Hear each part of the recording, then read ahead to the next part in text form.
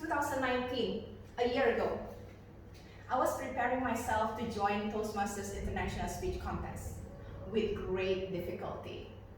On January at the club contest, I had diarrhea. On February at the area contest, I had hand, foot, and mouth disease where all my palms and feet were covered with red rashes. Now, if you believe in superstitions, those were the signs from above telling you, do not do it. But I persevered because my determination was bigger than my superstition. So I pushed through and I won it. But after I won the area contest, knowing that the next level contest was just a month away, I felt so overwhelmed. I knew that I needed to find a mentor, someone who can help me to go through this journey. So while listing possible candidates in my brain and thinking, whom shall I call? What should I know? I realized that a mentor should be someone who have walked the talk and who have experienced, especially in the contest, the bloodlust of contest warfare. So of course, I called my friend here, who just made a joke on me, Adi. Adi, I will compete next month on the vision contest. Can you be my mentor? Sure, Nat. So we started our mentoring journey last year. I didn't expect much, to be honest.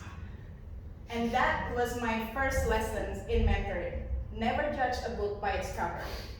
Because if you see Adi in person, just like you have seen him now, he's either weird or indifferent, or just didn't give a sh about other people's business except his own stuff.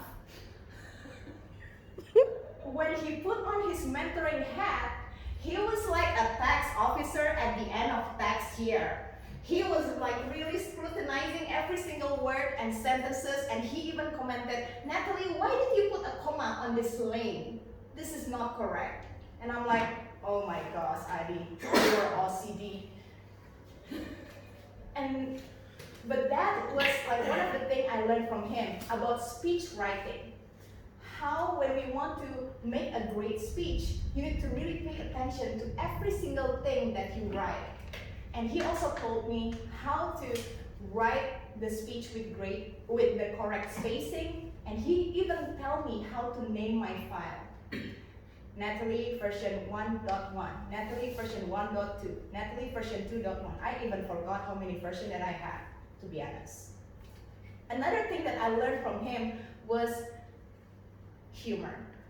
Now this is something that I struggle personally, and he seemed to have it in his bones.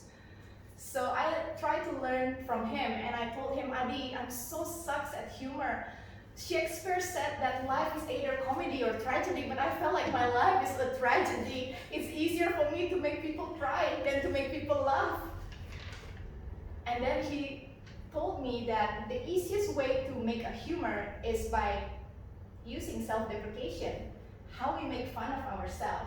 And he helped me to be comfortable in my own skin and my own weaknesses by teasing me, subjected me to his own humor, which was sarcasm, but it actually built up my confidence and my resilience and how I'm embracing my own weaknesses as a more humorous person.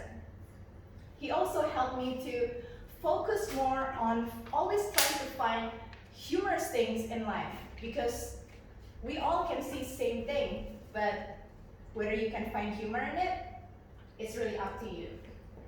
So I didn't realize how far along I have gone in my mentorship journey with Adi until early this year. I got this feedback from one of my evaluators.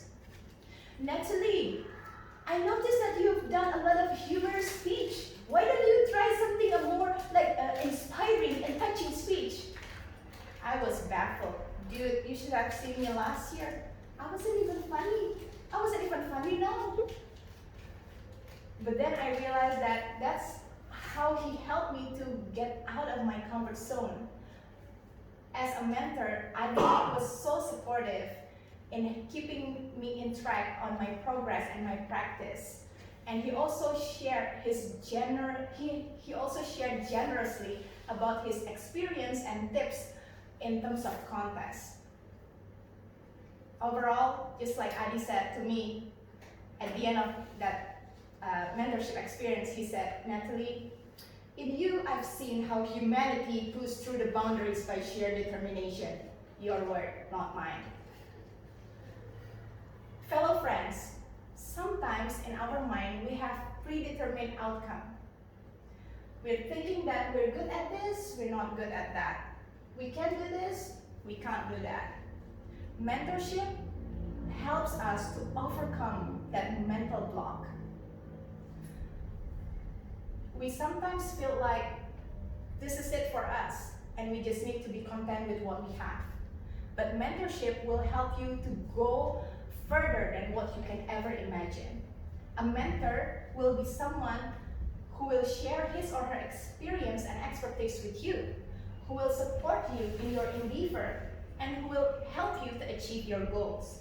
As a mentee, what we need to do is to adopt that consistent and committed learner's mentality. We need to be humble, we need to always learn, because remember, mentoring is a two-way street. You get out what you put in.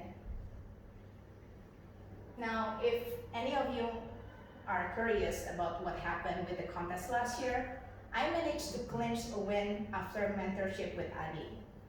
But trophy aside, the real win for me was all this learning experience that I've accumulated during my mentorship journey. It helps me to be more, it helps me to listen more attentively, to write more meaningfully, and to speak more confidently.